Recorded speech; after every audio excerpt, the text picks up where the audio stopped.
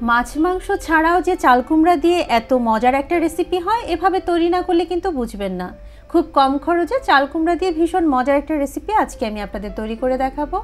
প্রথমে একটা চাল কুমড়া নিয়ে এর খোসাটাকে ছাড়িয়ে এরপর এটাকে আমি কিভাবে কেটে নিচ্ছি একটু স্ক্রিনে দেখে নিন।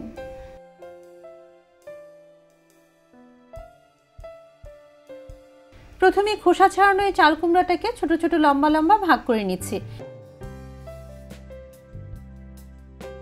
এরপর চাল কুমড়ার মাঝখানে বিচির অংশটাকে কেটে ফেলে দিচ্ছি।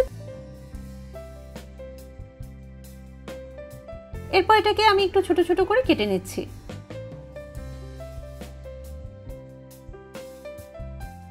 তো চাল কুমড়াটাকে এভাবে কেটে নেওয়া হয়ে গেলে এটাকে ভালো করে পানি দিয়ে ধুয়ে আমি পানি ঝরিয়ে একটা সাইডে রেখে দিচ্ছি।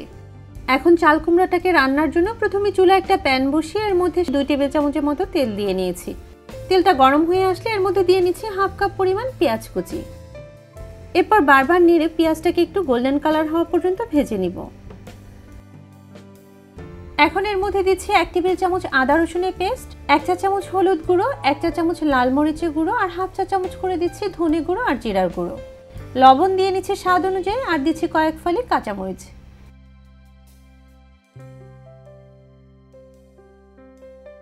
এরপর এটাকে ভালো করে একটু কষাবার জন্য এর মধ্যে সামান্য একটু পানি অ্যাড করে দিচ্ছি। মশলাটা যখন এভাবে ভালো করে কষানো হয়ে যাবে ওই পর্যায়ে আমি আগে থেকে পানি দিয়ে ধুয়ে রাখা হাফ কাপ মসুর ডাল এর মধ্যে দিয়ে নিচ্ছি। ডালটাকে মশলার মধ্যে দিয়ে এটাকে একটু কষিয়ে নিতে হবে। এই মিনিট খানেক কষিয়ে নিলেই হয়ে যাবে।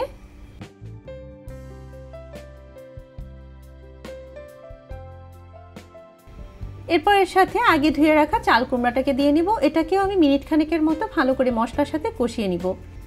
এভাবে যদি চাল কুমড়াটাকে মশলার সাথে কিছুক্ষণের জন্য কষিয়ে নিয়ে রান্না করা হয় তাহলে কিন্তু চাল কুমড়ার যে একটা স্ট্রং ফ্লেভার থাকে যেটাকে আমরা অনেকেই পছন্দ করি না সেটা কিন্তু অনেকটাই কমে যাবে। তো কষানো হয়ে গেলে এর সাথে অ্যাড করে দিচ্ছি সিদ্ধ হওয়ার জন্য পরিমাণ মতো পানি। আমি এখানে প্রায় 3 কাপের মতো পানি দিয়েছি। এখন এটাকে ঢাকনা দিয়ে ঢেকে রান্না করব যতক্ষণ না চাল কুমড়াটা খুব ভালো করে সিদ্ধ হয়ে যায়।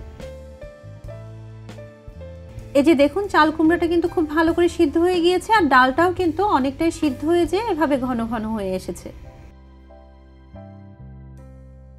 এখন এর মধ্যে কিছুটা ধনেপাতা কুচি দিচ্ছি। এবারে এটাকে ঢাকনা দিয়ে ঢেকে একটা সাইডে রেখে দিচ্ছি আর চুলায় অন্য একটা প্যান বসিয়ে এর মধ্যে দিয়ে নিচ্ছি 2 টেবিল চামচ পরিমাণ তেল। তেলটা গরম হয়ে আসলে এর মধ্যে কিছুটা শুকনো মরিচ এভাবে ছোট ছোট টুকরো করে কেটে দিচ্ছি। এখন এর মধ্যে দিয়ে নিচ্ছি 2 টেবিল স্পুনের মতো পেঁয়াজ কুচি, 1 টেবিল স্পুন রসুন কুচি। তারপর বারবার নেড়ে এগুলোকে একটু লালচে ব্রাউন কালার হওয়া পর্যন্ত ভেজে নিব। চাল কুমড়া কিন্তু অনেকভাবেই রান্না করা যায়। খুব সাধারণভাবে অল্প কিছু মশলায় কম খরচে এভাবে একবার চাল কুমড়াটা রান্না করে খেয়ে দেখবেন, এটা খেতে খুবই মজার হয়। এই যে দেখুন পেঁয়াজ মরিচের কিন্তু লালচে ব্রাউন কালারটা চলে এসেছে। এখন এটাকে আমি প্যান থেকে উঠিয়ে নিয়ে সরাসরি সেই চাল কুমড়ার হাঁড়ির ভিতরে এটাকে ঢেলে দিব। রান্নার শেষের দিকে যে আমি এই বাগারটা দিলাম না, এটা কিন্তু এই খাবারটাকে আরও বেশি টেস্টি করবে। আর এই বাগারের ফলে কিন্তু চাল কুমড়ার যে এক্সট্রা একটা ফ্লেভার থাকে সেটা অনেকটা কমে আসবে। এই তো তৈরি হয়ে গেল চাল কুমড়া দিয়ে খুবই সহজ কিন্তু মজার একটা রেসিপি। আজকের রেসিপিটা আপনাদের কাছে কেমন লেগেছে কমেন্টস করে জানাবেন। আর এভাবে সহজ ও মজাদার রেসিপিগুলো দেখতে চাইলে আমার পেজটিকে ফলো দিয়ে রাখতে পারেন। আজকে এই পর্যন্তই। আল্লাহ হাফেজ।